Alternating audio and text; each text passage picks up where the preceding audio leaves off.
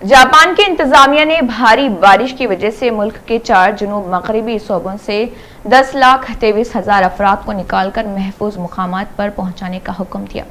मुकामी मीडिया ने अपनी रिपोर्ट में ये इत्तला दी कि फुकुओका, सागा, नागासाकी और हिरोशिमा सूबों के रिहायशियों को इलाकाई हुकाम के आदाद व शुमार का हवाला देते हुए इनखला का हुक्म दिया गया।